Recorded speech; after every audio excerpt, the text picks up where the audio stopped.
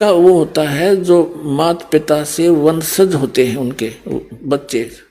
और एक नाद कहो चाहे वचन कहो, नाद का होता वचन से। जैसे आप जी हमारे बच्चे और बच्ची हो गए, बेटा बेटी, हम इस दास के वचन के बच्चे हो और शरीर के बच्चे अलग हैं।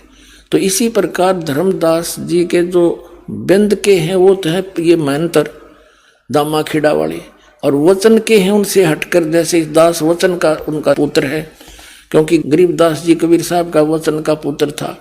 फिर उनसे ही आगे चलते हुए हमारा जन्म हुआ, उसी पंथ में जन्म हुआ, माँ से जन्म अलग से हुआ। तो वो हैं नाद के। और यहाँ कबीर साहब कहते हैं इन बिंद वाला ने तो बैठाया बैठाया सदा, ये नाद वालों से मेरा पंथ उजागर होया। ये देखिएगा अनुराग सागर 139 पृष्ठ पर हम पढ़ रहे हैं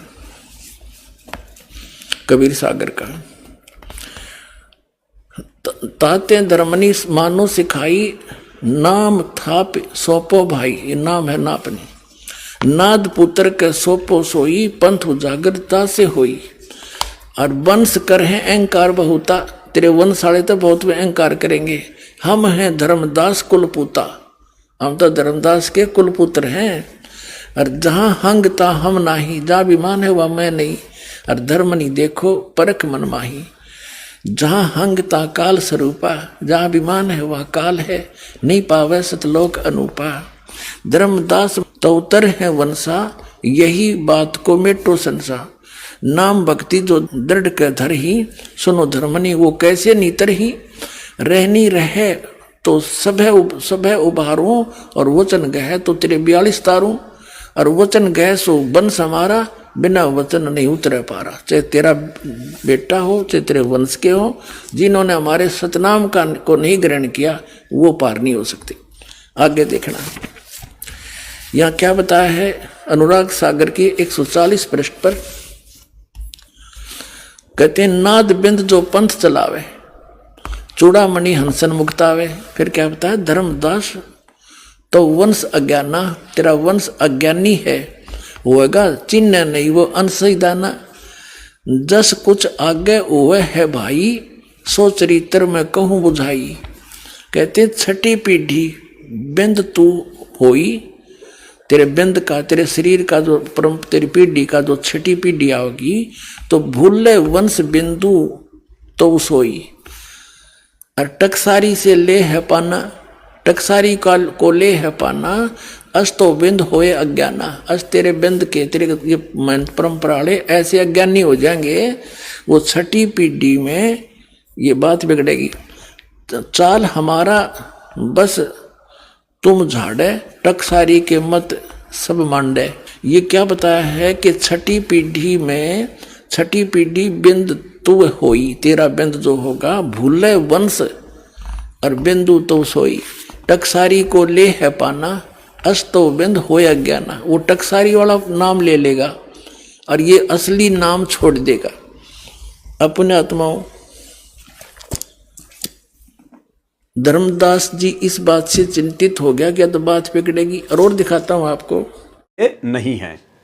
तो क्या कहा जा रहा है यहां पर, प्रश्न नंबर 244 पर लिखा है बिंद के बालक रहे उर्जाई। यानी जो बिंद वाले होते हैं ना, किसी भी साधु संत महात्मा के या धर्मदास जी की जो गद्दी वाले, या आगे जब कोई आएगा या परमात्मा आएंगे, लीला जो है वो करेंगे अपने मार्ग में एक परिवार में आने की, तो उनके जो बिंद वाले होंगे ना, उनके जो बेटा बेटी होंगे, उनके जो परिवार वाले होंगे, कहते बिंद के बालक रहे उर्जाई। वो जो बिंद वाले होंगे वो तो काल के जाल में उलझ के रहेंगे। क्यों? क्योंकि वो तो मान गुमान और प्रभुताई, वो मान बड़ाई में फूले फिरेंगे। उस गुरु को अपने घर का गुरु बना लेंगे, भक्तों के ऊपर दादागिरी करेंगे, अपनी मनमानी करेंगे, अपनी धाक जमाने का प्रयास करेंगे, अपनी प्रभुताई जमाने का प्रयास करेंगे।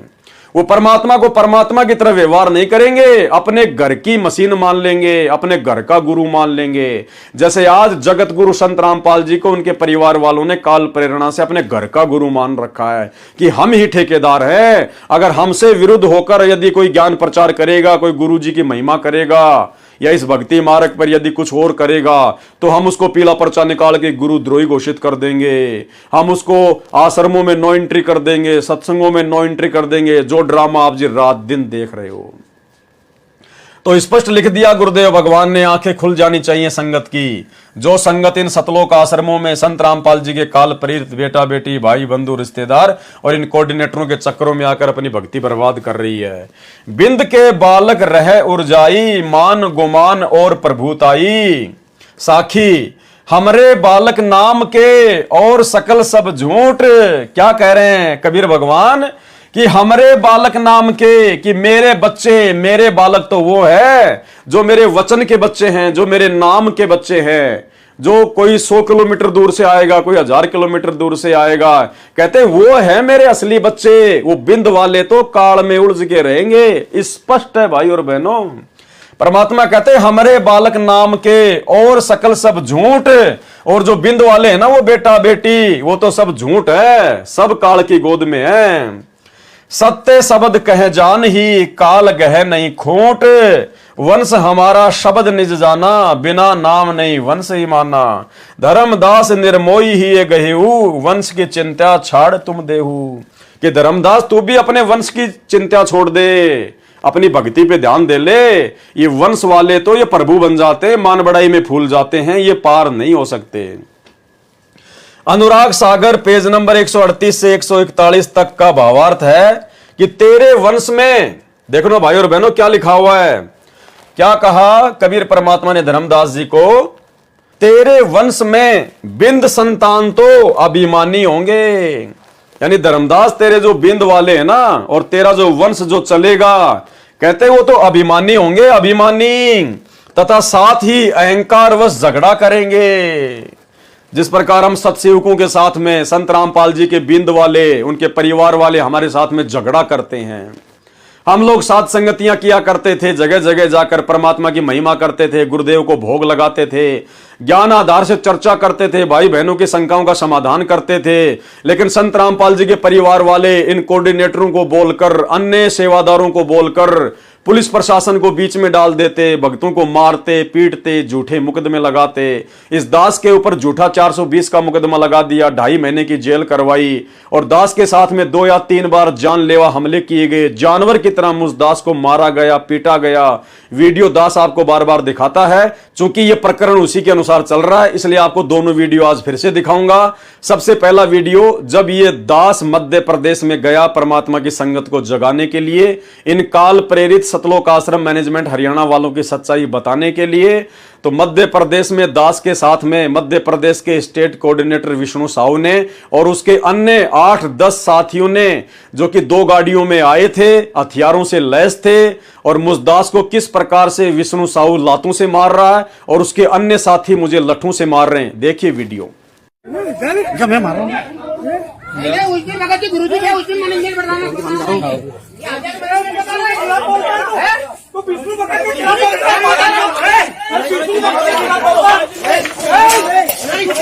अभी लेके आते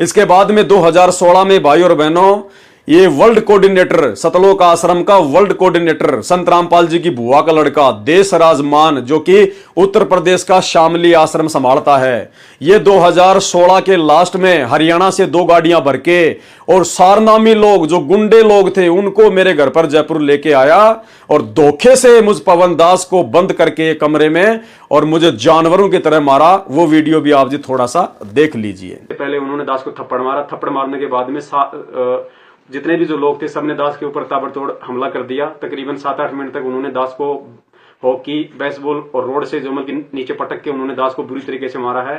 आज बंदी छोड़ का पंजा दास के हाथ पे था, वरना पुण्यात्माओं जिस तरीके से वो दास को मार रहे थे, जमल की भैंसा नहीं बच पाता, भैंसा भी उनकी मार से मर जाता है, लेकिन साहिब की दया थी और बीच में जो डॉक्टर भगत जी हैं उन्होंने दास का बीच बचाव किया, नहीं तो वरना स्टूल उठा के वो लोग दास के जो उनके सर पे भी जो है मारने की पूरी कोशिश कर रहे थे वो लोग। अब दास आप जी को थोड़ा सा पुण्यात्मा को दिखाना चाहेगा कि कहाँ कहाँ दास के जो है मतलब बेसबॉल वगैरह से जो चोटें आई है। पुण्यात्मा यहाँ उन लोगों ने मारा है, पीछे कुछ हो सकता है पीठ पे भी दास की चोटें पड़ी हों। दूसरा इस तरफ यहाँ पे उन्होंने पूरा दास को बेसबॉल वगैरह से मारा है। नीचे भी लो। और उसके बाद में यहाँ देखिए पुण्यात्मा ये पैर दास का यहाँ से सूज रहा है, ये थोड़ा सा ऊपर ले बैठा, हाँ ऐसे यहाँ से इन्होंने किया है अच्छी तरीके से बेसबॉल से। उसके बाद में यहाँ पे इन लोगों ने मारा है, जहाँ जहाँ उनको मन में आया उस तरीके से पुण्यात्मा उन लोगों ने दास के साथ में जानवर जैसा व्यवहार किया। तो भाई और बहनों ये कबीर परमात्मा का मार्ग है। कबीर परमात्मा का मार्ग हमेशा उनके नाद बच्चों से चलता है। नाद वो होते हैं जिनको परमात्मा नाम दीक्षा देकर अपना वचन का बेटा बेटी बनाता है, और जो उनके बिंद वाले होते हैं, जो उनके शरीर वाले होते हैं, जो उनके बेटा बेटी होते हैं, उनसे कबीर परमात्मा का मार्ग कभी नहीं चला, कभी भी। चारों युग इस बात का प्रमाण है, इतिहास गवाह है। कबीर परमेश्वर का मार्ग कभी भी बिंद वालों से नहीं चला, उनके बेटा बेटियों से नहीं चला, उनके पास में रहने वालों से नहीं चला, केवल उनके वचन के बेटा बेटियों से। जैसे हम आम संगत जो दूर दूर रहते हैं और हमने गुरुदेव के ज्ञान को समझकर उनसे नाम दीक्षा ली, तो हम गुरुदेव के वचन के बेटा बेटी हैं, हम उनके नाद पुत्र हैं, ना कि बिंद के बेटा बेटी। तो बिंद के बेटा बेटी से परमात्मा ने स्पष्ट मना कर दिया धर्मदास को कि भैया वो तो अभिमानी होते हैं, वो तो मान बढ़ाई में होते हैं, उनको तो मेहनता ही चाहिए, उनको तो प्रभुता ही चाहिए, वो कभी भी तेरे मार्ग को आगे नहीं बढ़ाएंगे, और ना कभी परमात्मा का मार्ग उनके अपनों से कभी आगे चलता है।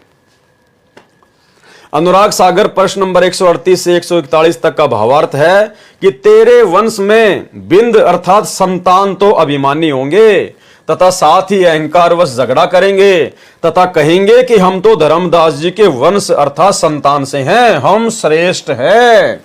क्या हैं? हम श्रेष्ठ हैं। श्रेष्ठ तो वही की वही मान बढ़ाई, वही की वही जो ये प्रभुताई है, ये वर्तमान में सतगुरु रामपाल जी परमेश्वर जी के कलयुगी परिवार में कूट कूट के भरी हुई है। तो भाई और बहनों समझ जाओ, इस पुस्तक को पढ़ने का परमात्मा ने इसीलिए उस वीडियो में जिक्र किया था, जो वीडियो आपको दिखाया गया था कल, जिसमें परमात्मा ने स्पष्ट कहा था कि भक्ति और भगवान पुस्तक को जरूर पढ़ो, ये पुस्तक तुम्हारे सारे संशय निवारण कर देगी, तुम्हारे को बिल्कुल सेंटर में रखेगी।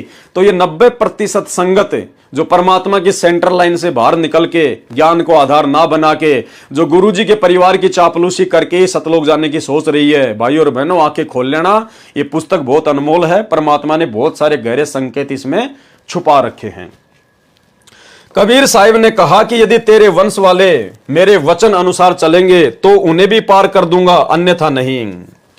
तो इसी प्रकार यदि सतगुरु रामपाल जी परमेश्वर जी के बिंद वाले यदि उनके वचन अनुसार चलेंगे तो परमात्मा सोचेगा इनका क्या करना है, अन्यथा उन्होंने तो उनके वचन के विरुद्ध चलकर 2014 बरवाला कांड के बाद अपने भी इतने कर्म फोड़ लिए और संगत के भी इतने कर्म फोड़ दिए। ये गंदी राजनीति करके, स्टेडियम बना के, गुंडों की सीबीआई जांच करवा के, आरक्षणबाजी करके, जगत वालों को दान का पैसा चंदे के रूप में देके, आश्रमों में हॉस्पिटल बना के, आश्रम में मिट्टी की गाय भैंस बना के, झोपड़ी बना के, कबीर जी के पहाड़ बना के, दुनिया भर के आडंबर इन्होंने इतने कर दिए। लहर तला तालाब वगैरह बना के, पाखंड ड्रामेबाजी, लोन वगैरह बना के, दुनिया भर की डेकोरेशन करके, भक्ति से कोई लेना देना नहीं, ज्ञान चर्चा से कोई लेना देना नहीं, मर्यादाओं से कोई लेना देना नहीं है। चाहे कोई जींस पहन के आओ, चाहे कोई सोना चांदी पहन के आओ, इनको केवल ज्योति पाठ से मतलब है, इनके पास में पैसा आना चाहिए।